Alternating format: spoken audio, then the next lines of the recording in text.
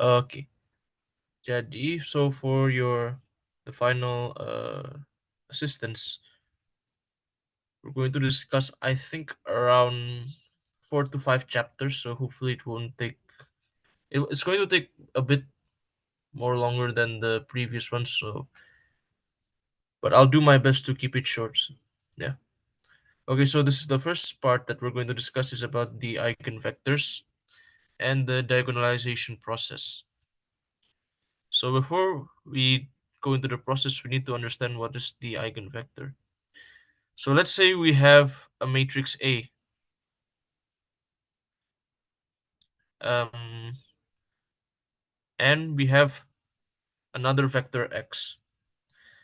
So let's and also this constant called lambda. And if you look at the image down here, x is the same as what we discussed previously when we multiply a scalar to a vector. It can become longer, it can become shorter, or it can change direction depending on the value of lambda, as shown here. So basically, what this um, eigenvector is that it will provide um, the same effect. If we multiply a with x, it will be the same as when we multiply x with lambda. So that's the function of the eigenvector, to put it simply. So basically, if we have any random matrix A, n times n meaning square matrix, and we multiply it with x on one side, and on the other side, if we multiply x with a certain constant, it will lead to the same thing. So yeah, that's the basic idea of an eigenvector. Okay. So next, how do we find the eigenvalue and the eigenvector? So basically, before I forget, that lambda is called the eigenvalue, and that x is said to be an eigenvector corresponding to lambda. Because as you will see later on, when we are dealing with a matrix and we're asked to find the value of lambda, we're going to see that there are multiple values of lambda. It can be 2, can be 3, can be 4, depending on the case. Okay, so these are the steps to find the eigenvalue and eigenvector. The first one is to make this equation, which is in which I is the identity matrix. And then you find the determinant of this matrix, lambda I minus a, and you ensure that that determinant is equivalent to 0. Then you will end up with a special polynomial called the characteristic polynomial. And then this next step is to solve that characteristic polynomial until you get a lambda value, until you get lambda or the eigenvalues. Then, after you have the eigenvalues, you input each eigenvalue into this equation, the lambda I minus a, and then you use elementary row operations to find the value of x, like this. Well, it doesn't have to be 2 values, can be 3, can be 4, depending on the matrix. Until you get, and then you do the row operations as usual until you get a solution where it does not have, where it has infinite results. And these infinite results, this the final solution that you'll get is the eigenvector or the basis for the eigenspace for that value of lambda.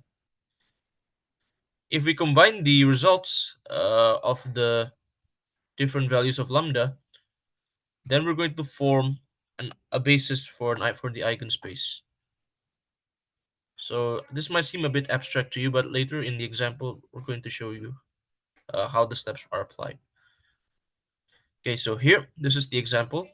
So we're asked to find the characteristic equation, the eigenvalues, and the basis for the eigenspaces for the following matrix. This matrix here. Okay, so this is the step one, which is to calculate the lambda I minus a. So this is the lambda I minus A. It's a 3 times 3 matrix. So this is the identity times lambda. This is matrix A. And this is what you're going to get. Okay. Once we have this form, we're going to get the determinant of this matrix. And how do we do that? The simplest thing to do would be to perform the cofactor expansion based on the first row. Cofactor expansion based on the first row, and this is what you're going to get. And so we're going to get something like this if you get rid of the brackets. And the next thing you're going to do is to solve this factorized equation, this get rid of the brackets in this equation until you get this final form. And this final form here is called the characteristic equation. However, when you um, when you're in the question, if you're not asked to find the characteristic equation, you don't have to reach up to this point here. You can stop right here, and then work your way until you get a form where the values of the where the values of the lambda can be easily identified. Okay. In here, in here, so if we expand this form, we're going to get this form. And if you look at the next slide, which is the second step, this polynomial here, this quadratic equation, we can easily factorize into this form. Hence, that matrix has three different eigenvalues, which is 1, 3, and 2, or 1, 2, and 3 here. So these are your eigenvalues. Okay, so next, this is the part where it gets tiring, where you find the basis. We're going to find the solution of this equation. And as mentioned before, the solution space will have infinite results for x. Okay. So this is the what you're going to get for lambda equals to 1. And this is the whole uh, process that you do. I performed this in Excel to save time here so then I don't have to do the manual calculations. After doing the Gauss-Jordan process, you will end up with something like this here. And we can see here the second row does not have a leading 1. So and because of this, we're going to replace the second solution, or x2, with t, or what we call a parameter t. And then we're going to change it into this form. x1, x2, x3 equals to 0, 1, 0, t by bringing out the t. And so this 0, 1, 0 is your first solution. Next, for lambda equals to 2, we do the exact same process, and this is what you're going to get. And for the third, lambda equals to 3, this is what we're going to get, negative 1, 1, and 1. And so these three results, 0, 1, 0, 0.511, and negative 1, 1, and 1, will form what we call the basis for the eigenspace. Okay, this should be simple enough. And also just don't spend too much time here. So when you're doing the exam, because as you can see, this, and this, you're not allowed to use Excel in your exam. So which is why you're going to have to somehow work fast. Yeah, so that's all I can say for this one.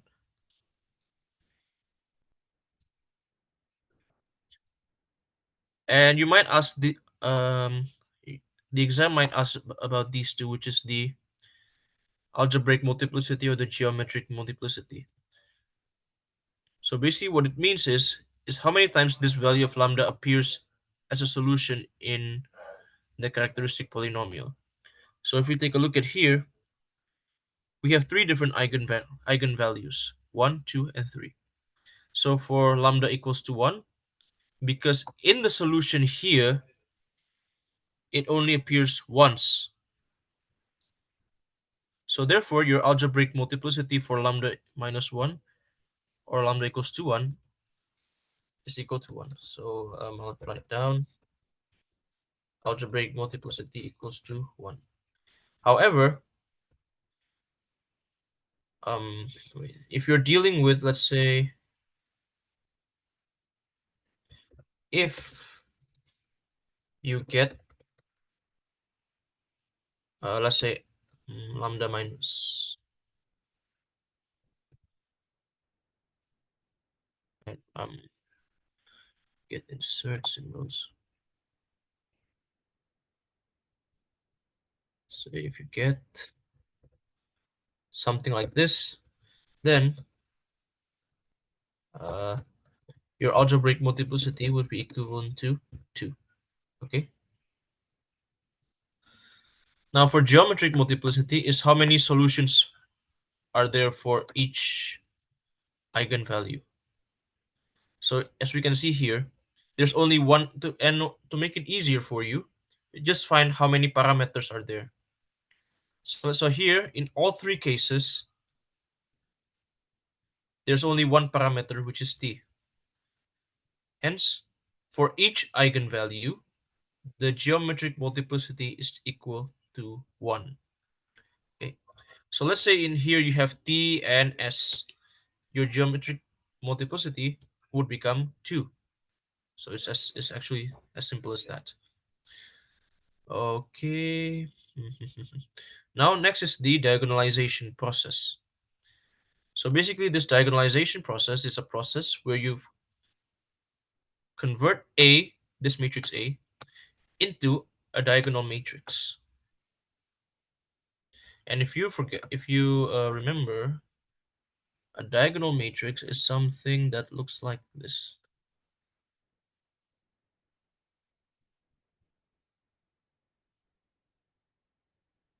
Um, wait.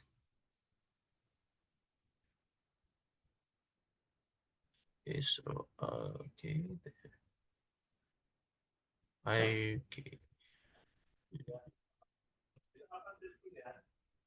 Wait, I have.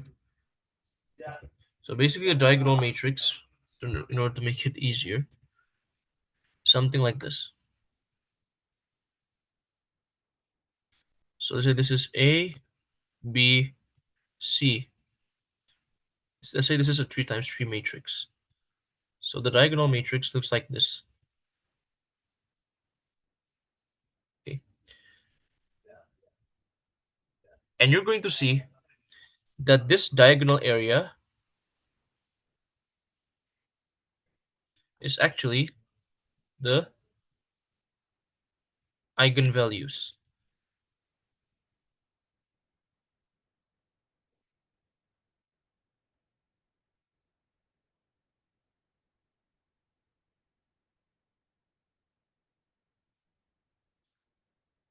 Okay.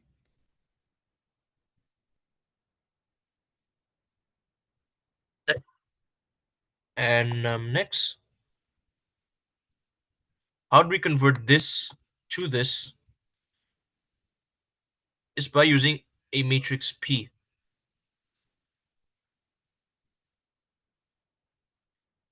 where P is the basis of the eigenspace of matrix A.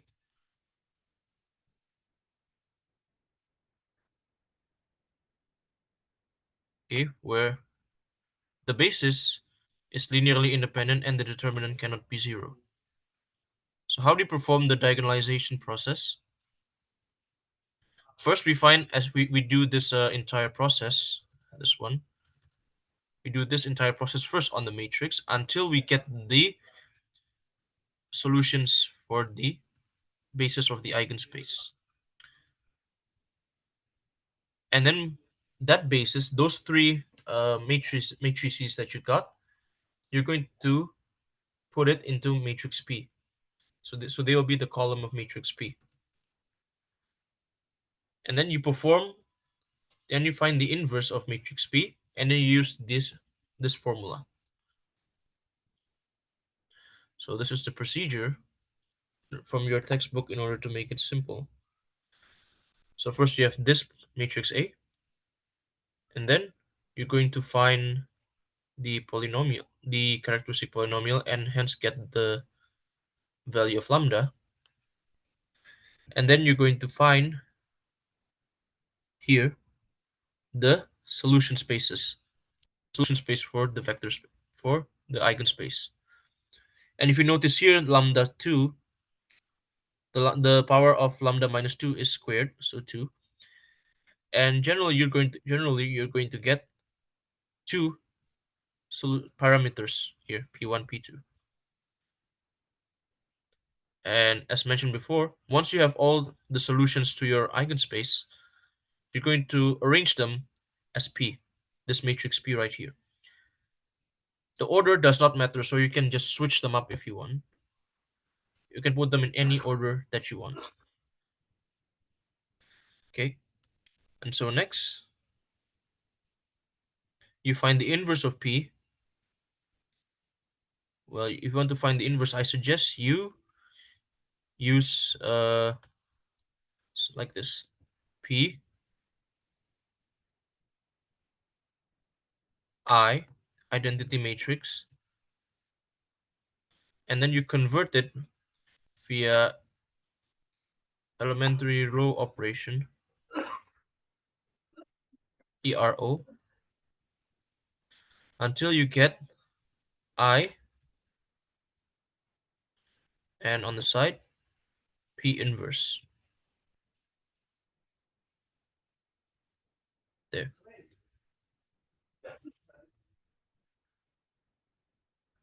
And then this is what you're going to get as the final result. So this is your D matrix. As you see, as I've mentioned before, the diagonal matrix formed is the eigenvalues, are the eigenvalues. Okay. Okay. Next, as mentioned before, you can switch the position of you can switch the position of the column vectors, and you're going to end up with the same thing, or the same values in the diagonal area rather. Okay, so where do we use this? So let's say we're trying to find something like this, where this matrix is raised to a higher power. So all you have to do, let's say you have, so all you have to do is, let's say you're trying to find a power n. All you have to do is p times d to the power of n times p inverse. And this d to the power of n is just the columns here, the columns raised to the power of n. And if you see here, it's raised to the power of 13. And so the d here, the value of the values in the matrix D are raised to the power of 13 here on the diagonal area. Okay, so it says, so this chapter is actually pretty simple. So if I were you, I'd do my best to get full marks here. And next would be the inner product. The inner product and orthogonality. So here, if you remember, in chapter 3, we learned about this value here. Oh, which is the dot product between two vectors. So basically, an inner product is a more broader or a more generalization of the dot product. Because this one only applies to vectors, right?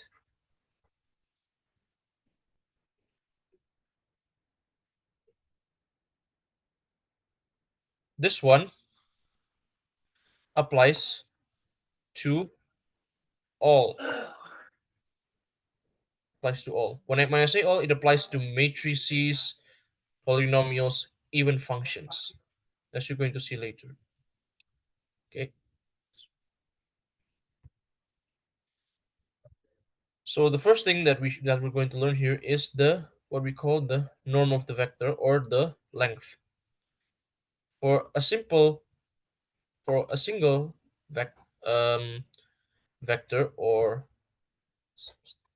polynomial matrix in a V, it's just the square of the content of whatever you have, which we're going to see later.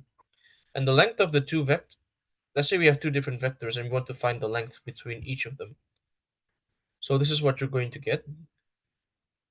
And the same concept applies where the unit vector is a vector with a norm of 1. Okay. Um, so these are just the properties of inner product. So basically, if let's say you have, and also u comma v is the same as v comma u. This might not be clear, but you can listen to the audio later in the recording. So these are some of the properties of the rule. Make sure you understand these properties, because it'll be useful when you're asked to expand something. Okay, and also try to understand just this property here, because this is a very general form that applies to almost all. There. And then if we see it in part E, we can generalize it into something like this. Okay,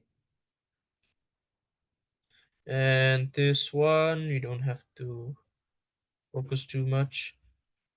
Okay, next is for something called a weighted inner product space. So basically, a weighted inner product space is a product space that has these coefficients called the weights, which is W1, W2, W3, and so on.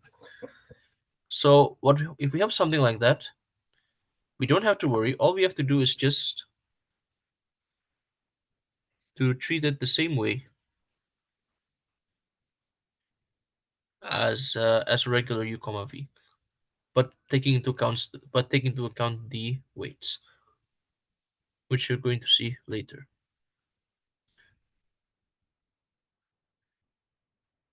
And if you're dealing with a matrix, let's say you're given two vectors v and u, and you're asked to find uv and a matrix with respect to matrix A. So this is the matrix that you're going to use. Okay. However, bear in mind this one, the next one that I'm going to show you, is completely different to this one. This is a case in and of itself. Um, okay, next. So, as I mentioned before, the inner product has a wider application and not just on vectors. It can be applied in matrices Mn. When I say Mn here, square matrix, not any matrix. Okay, just write square there. Next, it can be applied to polynomials. In polynomials here, we have two different cases. Okay, we have two different cases where first we are just given the two polynomials, and the second case is we are given two polynomials and we are also given sample points, which is the points, let's say x0, x1, x2, and so on and so forth. And the approach is quite similar for this one. For case one, all you have to do is just focus on the coefficients of each of the components of the polynomial. So coefficient of 1, coefficient of x squared, and so on and so forth. However, if you're given a sample points, you have to plug in the values into the polynomial itself. And the rest is just the procedure. The next procedure is just the same. Right. This one will rarely appear. But I place it here just in case it appears. The approach is still quite similar, so you don't have to worry too much about it.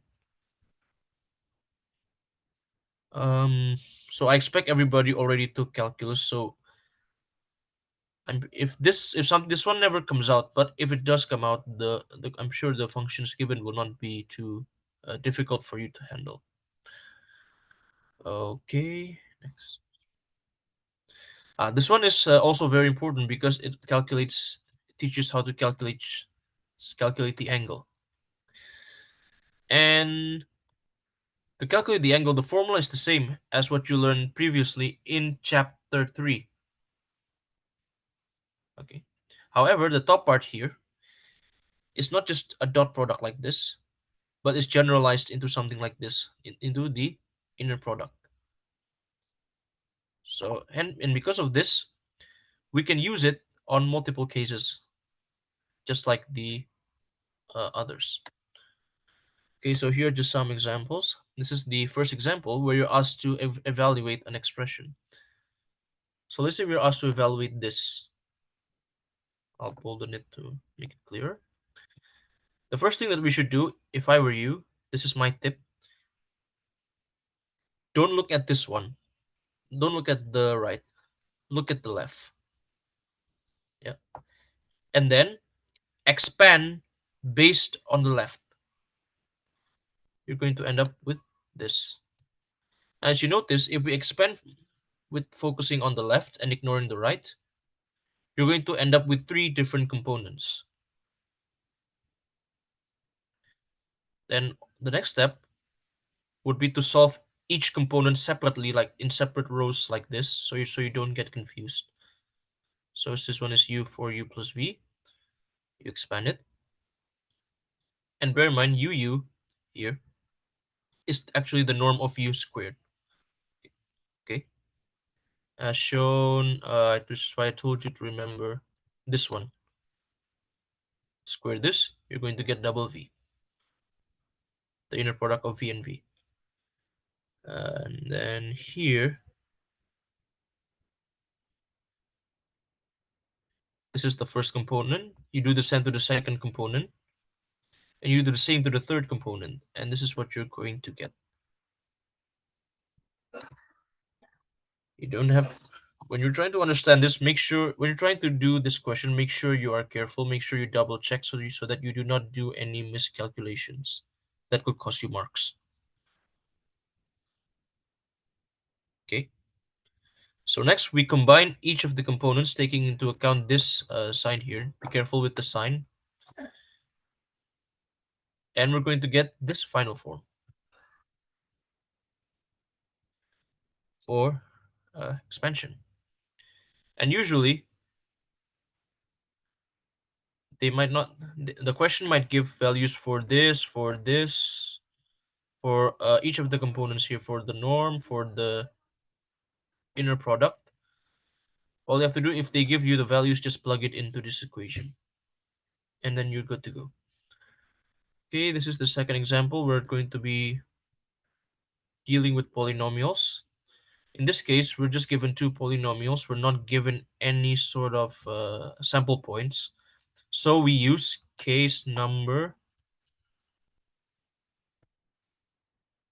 So here we use case number 1. And the procedure is quite simple. Just multiply the respective values. And if you see here q, there's no coefficient for x. If there's no coefficient, we say that the value is 0 here. And then, yeah, this is what you're going to get. Find P and Q. And here, if you notice, the value here is negative. If you remember your trigonometry, your this one, the cross or the axis. Here, all is positive.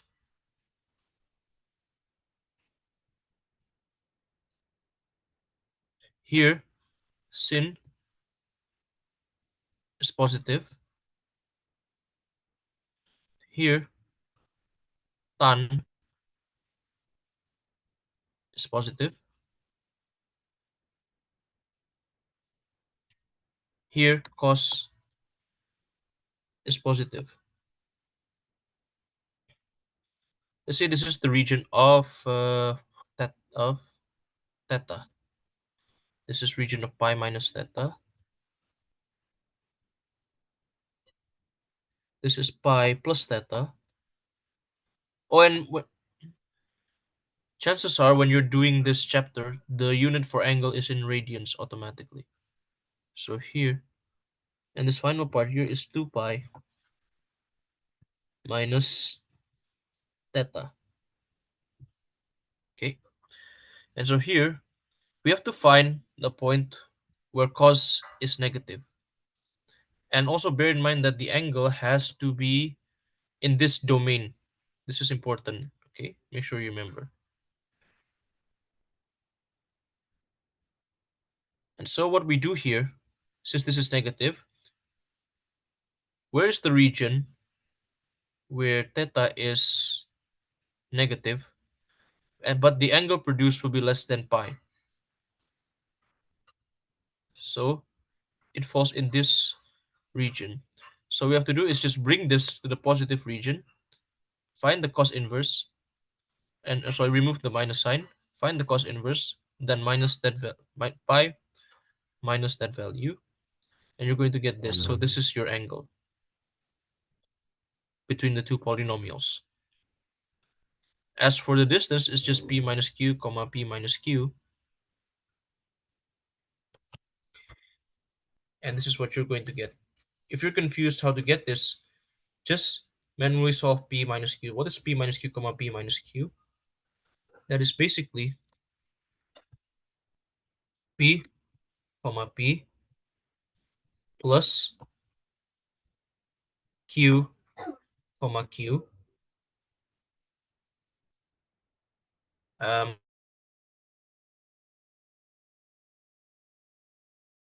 minus 2p comma q. So that is the formula for this p minus q comma p minus q. Okay. So next is matrices. Same concept applies as previously, but for matrices it's much more simple. It's just the product of each of the components in the same cell that are in the same cell. So let's say this is in cell 1 comma 1. This is in cell 1 comma 2. So 1 comma 1 must be multiplied by 1 comma 1 as shown here. I arranged it in such a way that you can easily understand. The rest is just the same, and yeah, this is the answer. You can study it on your own at your own free time. Now, orthogonality. Basically what orthogonality means is when, if you remember in chapter 3, is when two vectors form 90 degrees. They are called orthogonal vectors. In here, in this case, the generalized form is this, where the value of u comma v equals to 0. Okay, so next, we're going to study a very important process called the Gram-Schmidt process. And what we do here is that we convert of the set of vectors, any form of vectors, and such that it forms an orthonormal basis. So basically, the process consists of two different processes. The first process converts it into the orthogonal basis, and the Schmidt process converts the formed orthogonal basis into the orthonormal basis. But before we get into this, we must discuss each of the components. So what is an orthogonal set? So basically, a set can be called orthogonal if we perform dot product on each of the components. It will result in a form of it will result in a value of zero for all the products. And for this and what is an orthonormal set? An orthonormal set is an orthogonal set where each of the vector has a norm of 1. How do we form an orthonormal set? Let's say we have an orthogonal set. Here, let me, for so you're not confused, this is orthogonal set.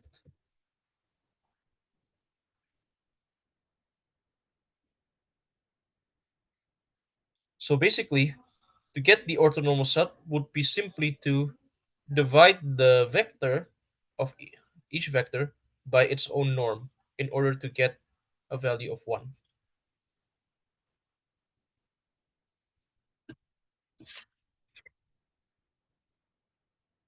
And if you do this process and you multiply each vector here, let's say you multiply it with this, or this with this, or this one with this one, all products will lead to a value equivalent to 0. So that's the gist of it, of orthogonal set and orthonormal set. Um,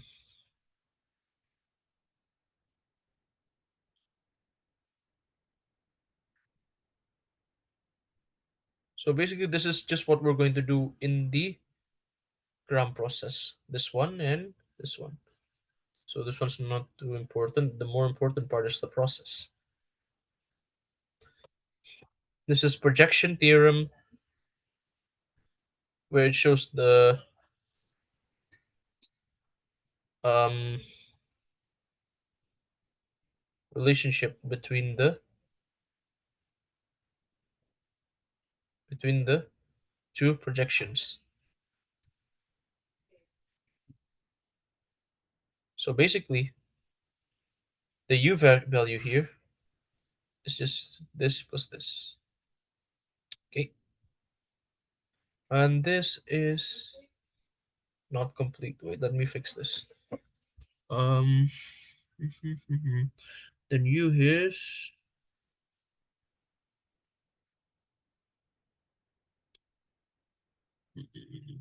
oh, sorry, this is wrong. Hence, okay, let me just erase this. That's not the point. So this. Sorry about this. There. Hence, okay. This is the important one. There. And we're done. So this is the final form. This is projection theorem. And this is the gist of it, the Gram-Schmidt process. The first thing that we should do, let's say we have three different vectors here. Let's say we want to do the Gram-Schmidt process to these three. The first thing that we should do is to do the Gram process. So here, as we can see here from the formula, V1 equals to U1. So we don't do anything to U1. The next formula is V2 equals U2 minus this, the projection. The projection. And this is what we're going to get. And then we do the same for this one. If you notice here, just take a look at this one. 1 1 2 2 2 3 3 3 3 v1 v2.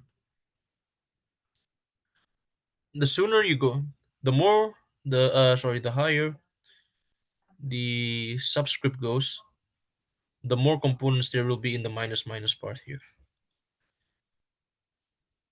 And the only thing that changes is just the v1, v2, and v3. So that's how you can easily remember. Make sure you learn this because the one who make the question might not give you this form, might not be kind enough to give you this formula. So just be careful. And here, so we do the gram process, step 1, step 2, and step 3, and then once we're done with the gram process, and one more thing, be careful with the calculations so that you don't do any miscalculations. Okay, we do the Schmidt process, which is the simpler version, which is the simplest version or the simplest step. We find the norm of each of v1, v2, and v3, and we divide each of the components with their norm. So then we're going to get a new orthonormal basis q1, q2, and q3. So this is the Gram-Schmidt process. Okay. And lastly, what you're going to learn in this chapter is this thing called QR decomposition. So basically, QR decomposition consists of decomposing this matrix A into two different matrix, which is matrix Q and matrix R. So what you should do is, let's say you have a matrix A.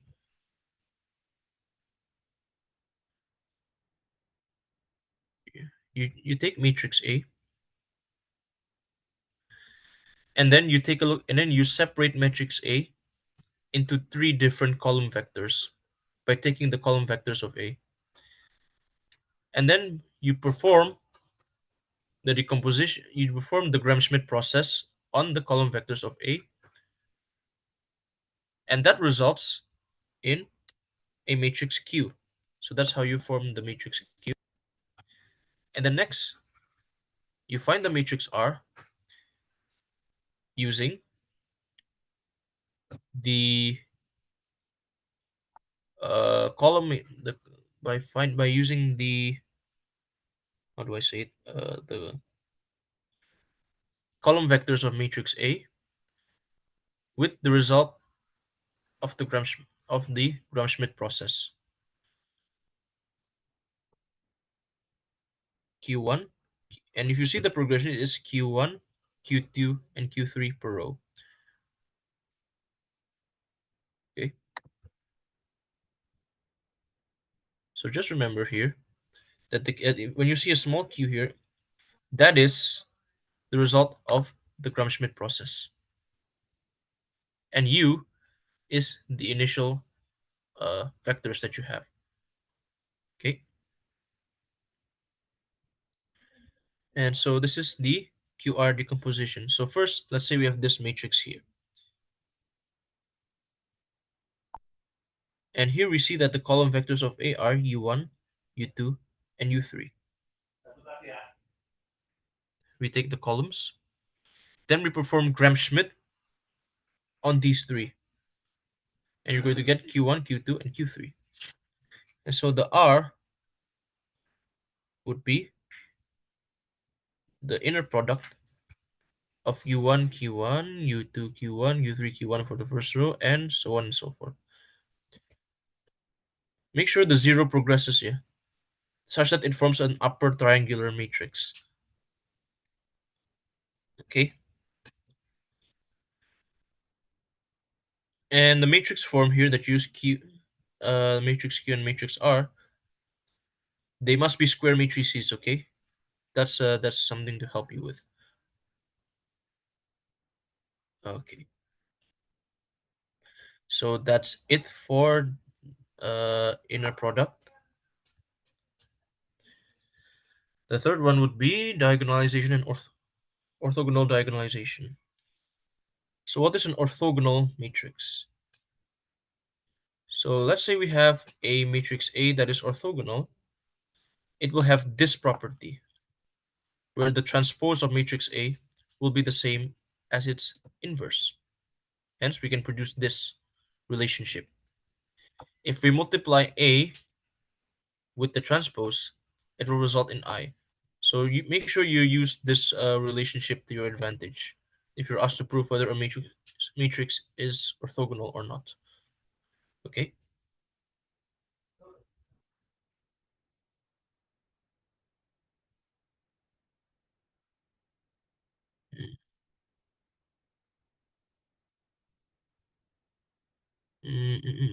Okay, you can read this through. This is the main idea.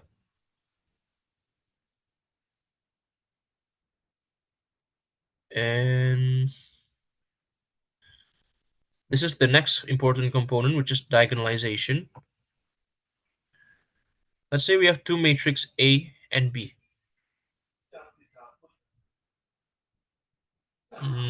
which are similar. A and B, they're similar because of the presence of matrix P. And the process is similar to what we see previously.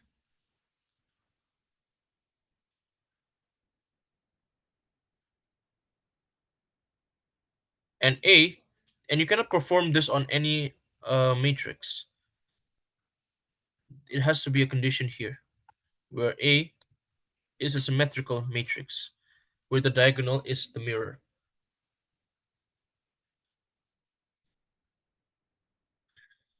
Okay, so these are the steps, the usual one.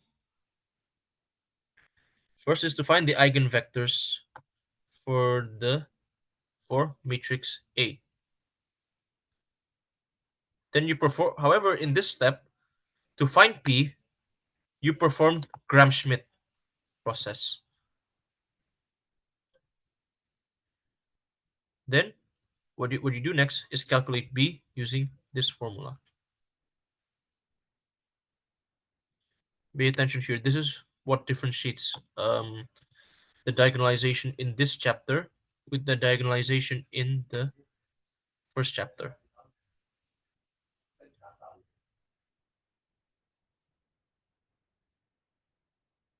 Okay, so this is an example 3a. So let's say we have a matrix like this. How do we know that it's orthogonal or not? Just find the inverse and the transpose.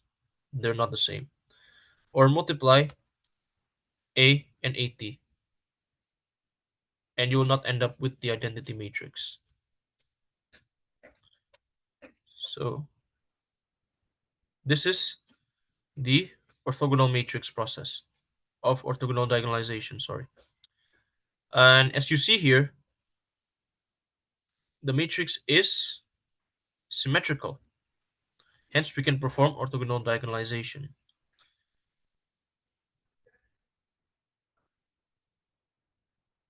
This is the process that you have to go through. This is these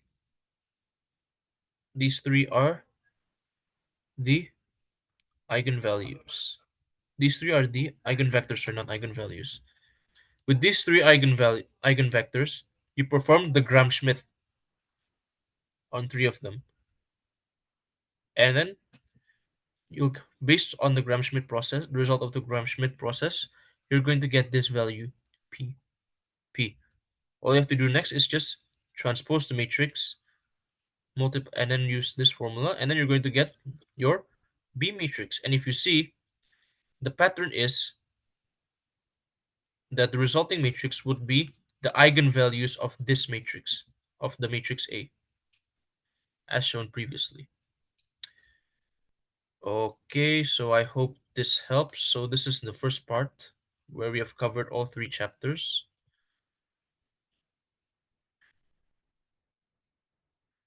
Okay, let me save it first. Then I can close it. Now we go to the next chapter, which is on the transformations. Everything about transformation I include in one file. Now we can continue for the transformation chapter. Okay. So these are just common types of transformation that we're going to go through. The problem here is that you have to memorize the matrix. They might be kind enough to give it to you, or they might not. So you have to memorize it somehow. There's nothing I can do here. So it's just so you have to memorize it here, unless you can understand it somehow. Okay, so the first step here is called dilation and contraction.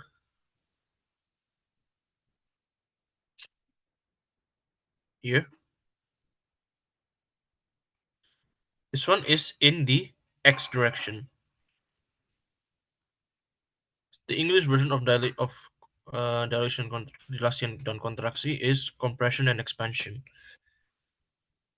So basically, if we compress in the x direction, meaning if you compress something, you are pressing it or making it smaller. So it will change in the x direction. The y direction doesn't change. So this is the matrix. If the value of k is smaller than 1 but greater than 0, it will compress. If it's larger than 1, it will expand. Like so. So this is you should try and visualize it like this. This is what will happen. And this is the standard matrix form.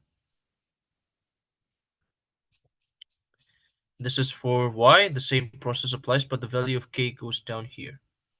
Okay? Wait.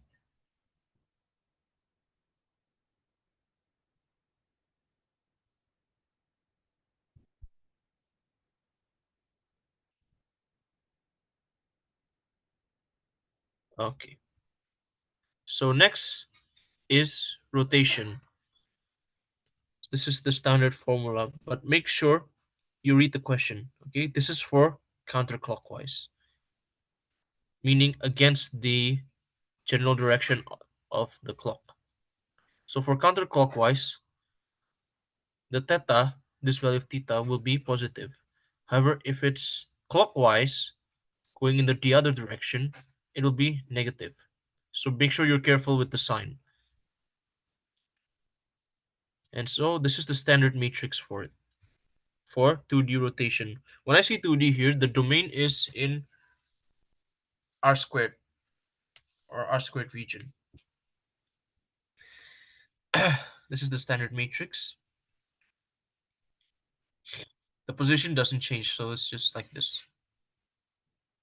About the origin. When I say about the origin, about this point here or point 0, comma 0.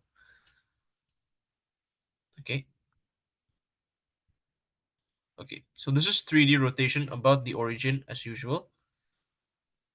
Sorry, not about the origin. This is different. This is for 3D. The rotation is done based on the respective axis.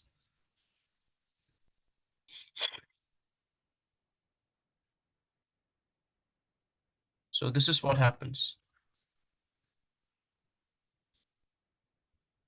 The matrices.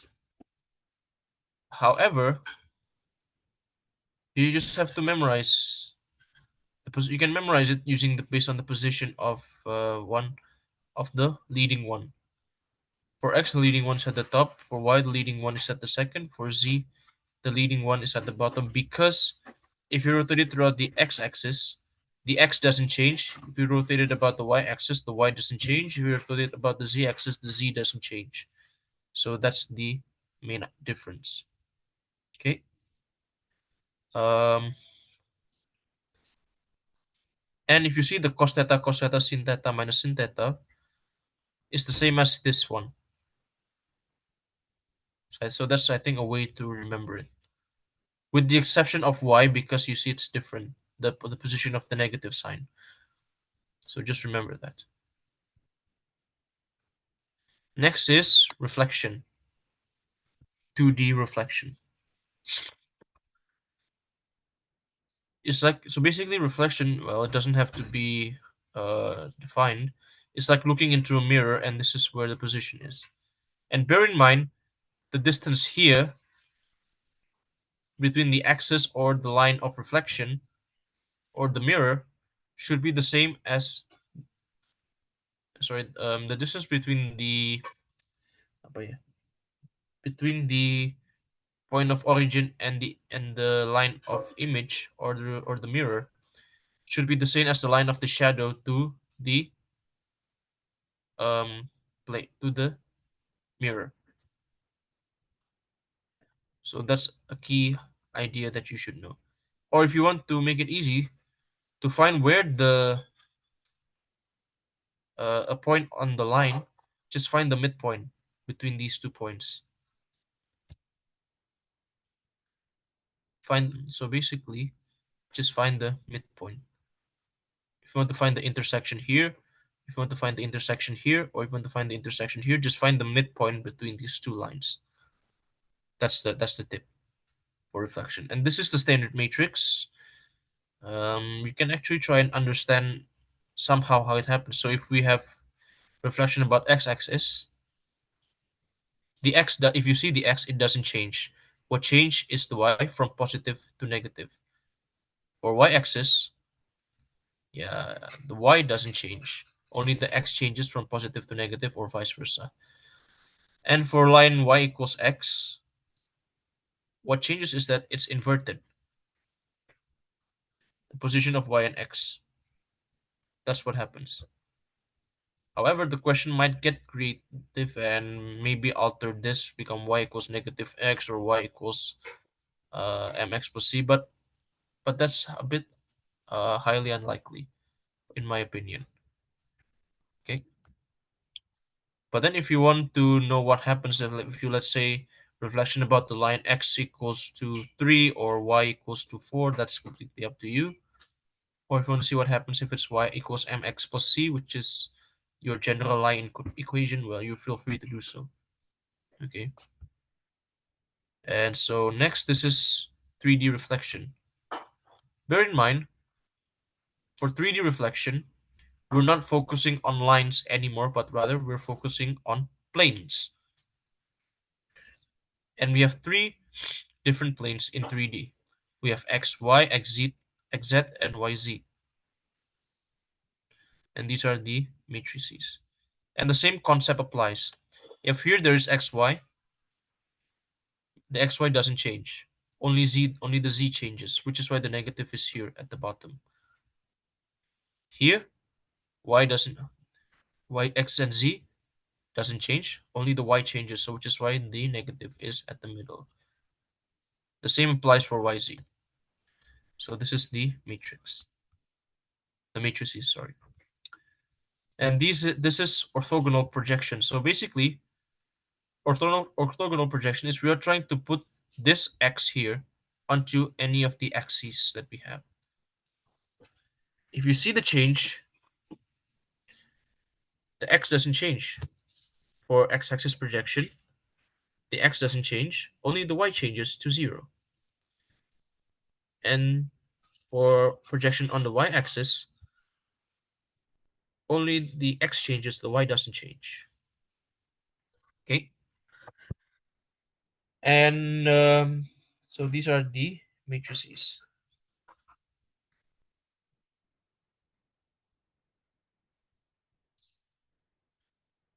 And so this is for another form of contraction and dilation, contraction and expansion.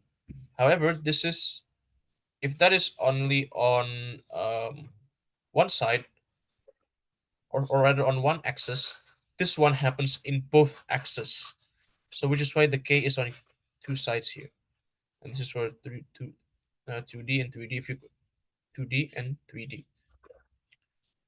Okay. Mm. The next one is a bit of a strange phenomenon because it's what we call shear. So basically, shear is like when the object is like quote unquote blown by a wind until it tilts, until one side tilts, one side remains constant. So shear in the x direction, the wind flows horizontally, and for y direction the wind flows vertically. And so this is the standard matrix. Okay. And so the next part is the transformation itself. If you see T, this means transformation. Okay. Composition transformation means that we are mixing two different transformations at the same time. And here in this composition transformation, the order of transformation matters. So which transformation happens first? So let's say here TA happens first, followed by TB. So this is what happens. This is the final transformation result, which is TB times TA. Okay, not TA times TB. Okay, these are different, so be careful. So if you have multiple transformations, so this is the general form.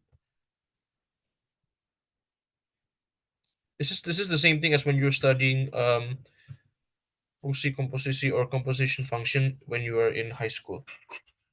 The symbol should be familiar to you. Okay,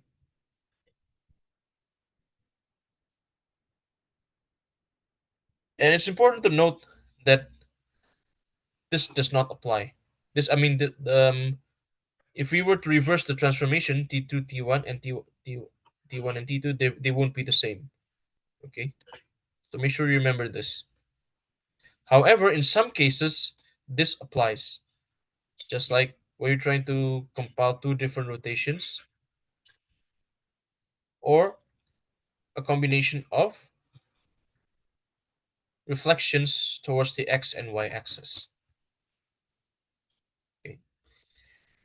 Next, an important concept of transformation is whether your transformation is one-to-one or not. As you see in the figure here, let's say Rn is the origin and Rm is the result of the transformation. For one-to-one, a point in Rn can only have one result in Rm. Okay, they cannot.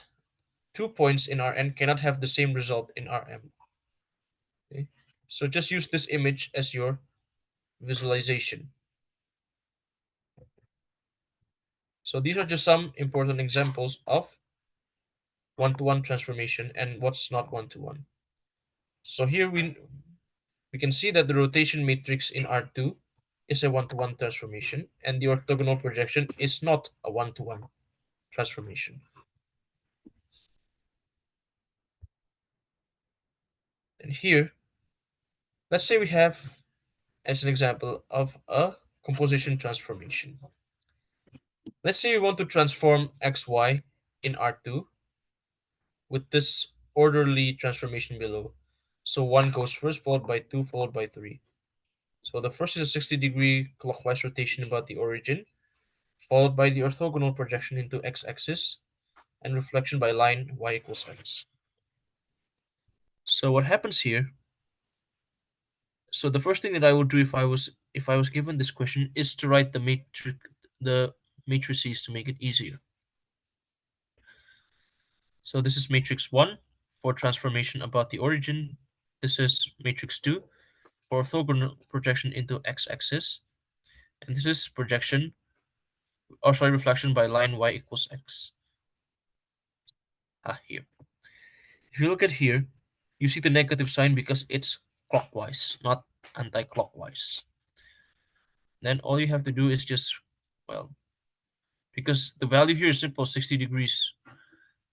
Since you're not allowed to use calculator, you should know the result of special angles such as 0, 30, 60, 45, and 90, and 180. Okay?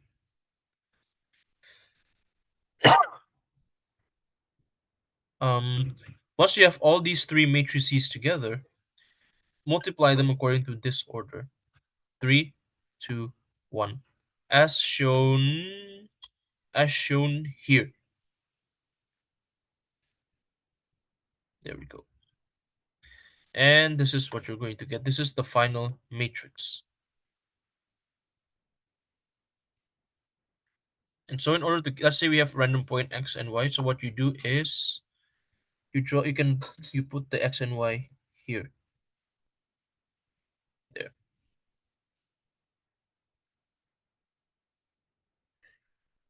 Okay, so next we're introduced to a concept called kernel and range.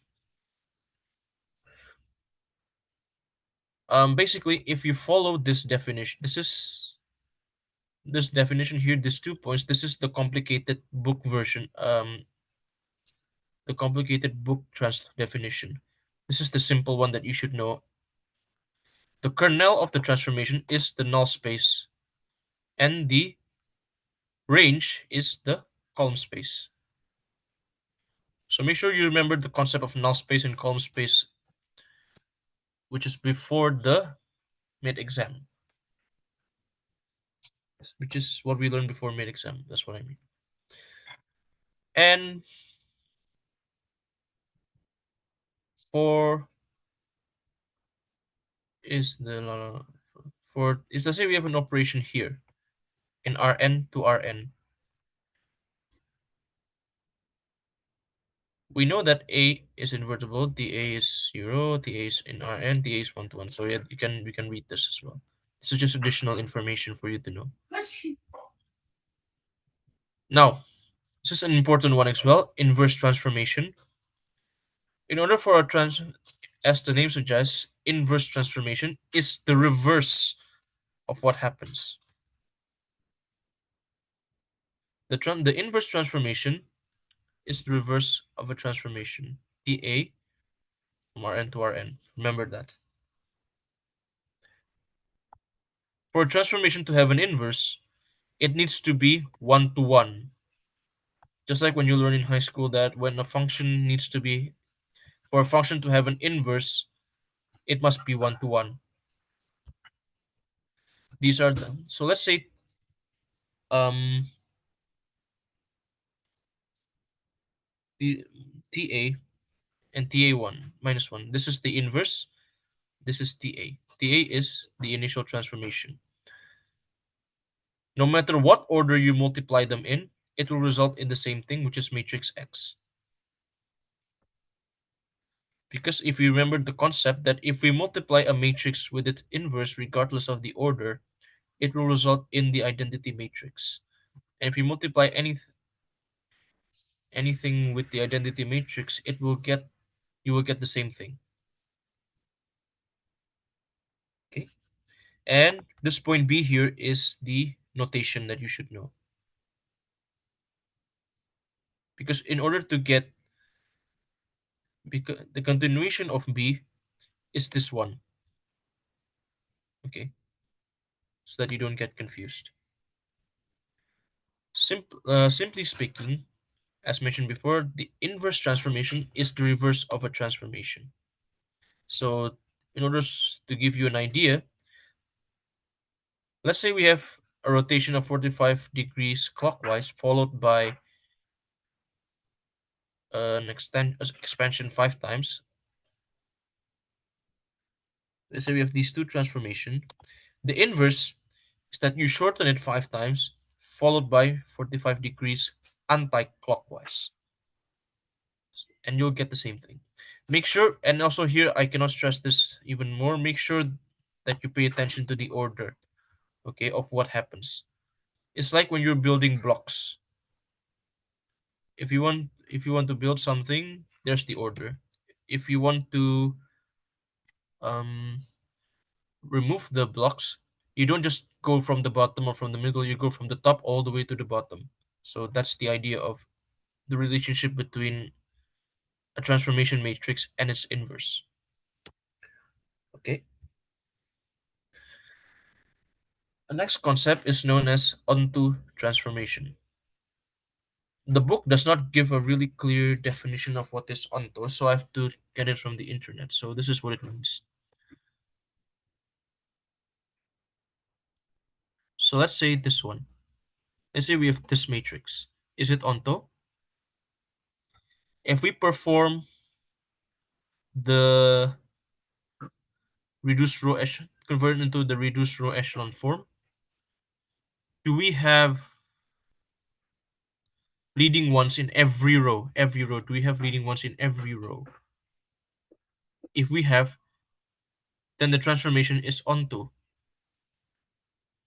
If it does not have a leading one in all the rows, it is not onto. It's that simple, really. It's just okay. So next, this is the axioms that you have to understand. These are the three basic ones for a transformation to be linear. Okay, you might be asked to prove whether the transformation is linear or not. So this is the three things that you should remember. And these are just the general transformations where a transformation is linear. So these seven are linear transformations. You can have a look at your textbook just in case if you want to study more or just to confirm what you learned here. um, okay, so this is the concept of rank and nullity as we learned previously. Okay, this is, however, this involves transformation for V from V to W. The kernel is in V, the range is in W. The rank and nullity here, and then the same concept applies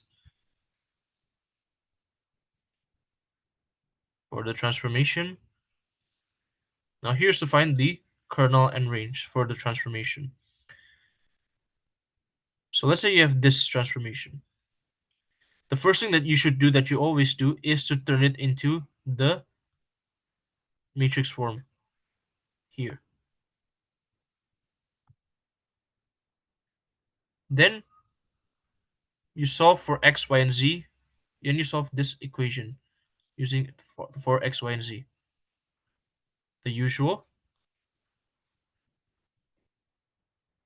And once you solve for x, y, and z, you get the solution where it has infinitely many solutions. And here you have this final form.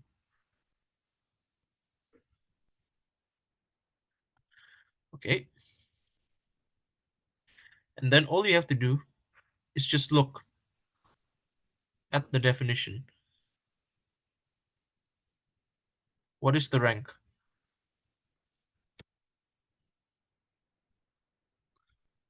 How many, the rank is the number of solutions in the infinite, how many parameters are there, just to make it simple. So if there are two parameters R and S, the rank is 2. And look at here. If you look at here, for transformation, the sum of rank and nullity is the number of uh, columns there are, or the origin of the transformation, the n here. So here, because the origin here is 3, therefore n is equal to 3. Therefore rank t, and plus the nullity of t is equal to 3. Then from this equation we can find the nullity, which is 1. Okay, so you might get a similar question like this in your exam,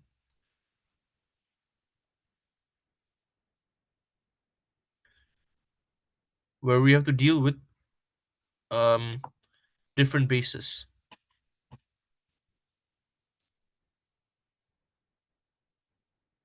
and the transformation results. So let's say we have the initial basis v1, v2, v3. The next basis is the linear transformation, is the result of the linear transformation.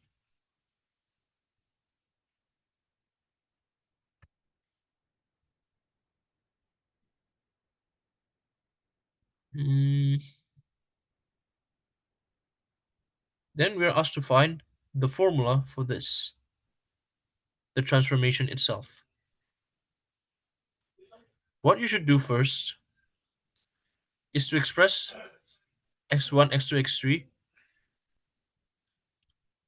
as a combination of the vectors, as a combination of the initial basis, this one.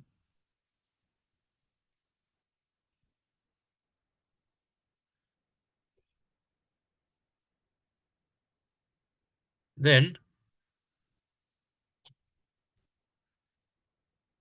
then we equate the components,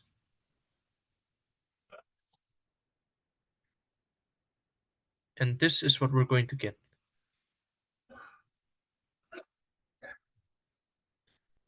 Okay. Once we have this result, C1 equals C3, C2 equals x2 minus x3, and C3 equals to x1 minus x2, we can get this form.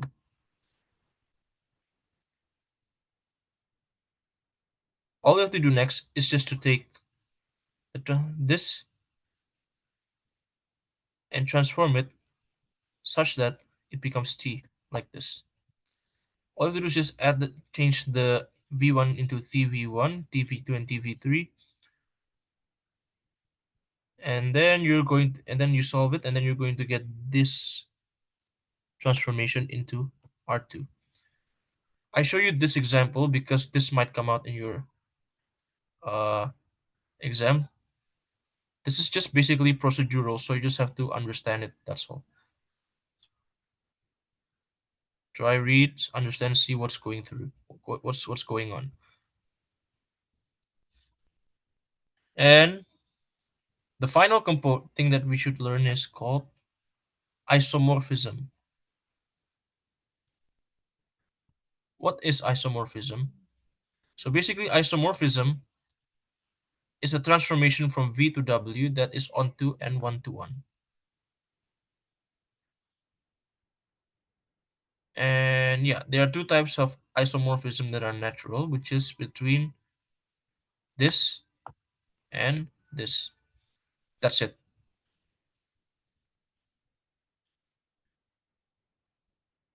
Okay, so next we are asked to prove whether this transformation is an isomorphism or not. So the first thing that we should do is ask whether it is linear. Because as mentioned previously, for transformation to be an isomorphism, it must be onto and one to one. Here we are asked to prove whether it is linear or not using the axioms previously mentioned. This one, these three axioms.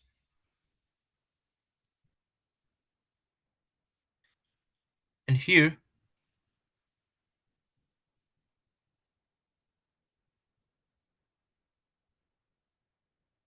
we transform the matrix by multiplying it with A, B, C.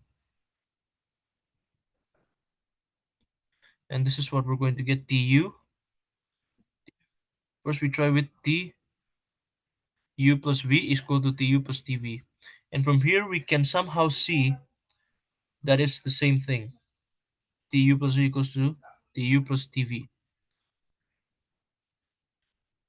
And here we have TRU there. And we've proven here that it's linear because it's confirmed. You can try to do the calculations yourself if this is a bit unclear. And here we've shown that the transformation is onto because all three components has a result. We need, or rather, all three components here of the matrix is onto, has a leading one. All three rows has a leading one. So therefore, it is onto. So basically, we've proven here that A is a one-to-one transformation. We've proven here that B is a one-to-one transformation. We can say that A is an isomorphism. So bottom line is, if you can prove these two, then they are an isomorphism. Here. Okay, so this is general transformation. What happens if we transform, let's say we have a basis B and we want to transform it to a basis B accent, and we want to find the transformation. So this is just the theoretical stuff. And the initial basis B with the newly transformed basis are two completely different things. Why? The first one is in n-dimensional V and the other one is m-dimensional W. So they are two very different things. So these are just notations. Okay. And this is also a notation. And usually the end goal is to find this. How do we do it? First, we put the old basis into the transformation TU. So here the case is you are given the transformation and you're given the old basis and the new basis. The first thing that we do is to put the old basis into the transformation. This is the old basis, U, and we put it into the transformation here. And this is what we're going to get. This is step 1. Step 2, we express the old basis, the transformation of the old basis as linear combinations of the new one, as shown here. A1, A2, A3, B1, B2, B3, as shown here. Next, we solve for A1, A2, and A3, and B1, B2, and B3. And once we have those values of A1, A2, and B3, we combine the solution like this is 1, 0, -2, 3, 1, and -1. We combine the solutions to get the transformation here. Okay. So that's the gist of it. You can actually find more of this in your textbook. Okay. I'll upload it into the G drive once we're finished here. Okay. Yeah. Now this is the last one, which is similar matrix. Basically, A and B, they're similar. Let's say we have two different transformations. They are similar when they have a correlation with matrix P, such that B equals P minus B inverse A times P. Okay, P equals P inverse times A times P.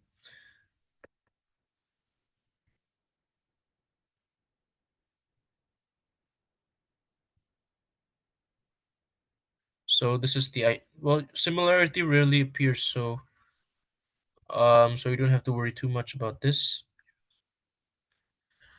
So these are the properties of similar matrices. They have to have the same determinant, they have to be invertible, they have to have the same rank and nullity, they have to have the same eigenvalue, and they have to have the same dimension of eigenspace. Dimension, okay, not the same eigenspace.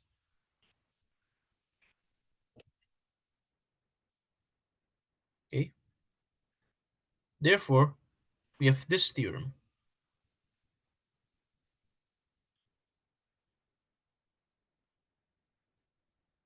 We have this theorem.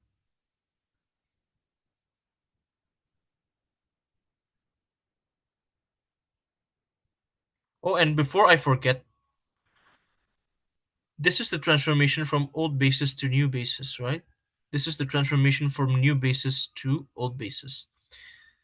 If you multiply them both, they will become, it will result in I, the identity matrix. Hence, PB to B accent is actually the inverse of PB accent to B. Sorry, this is inverse.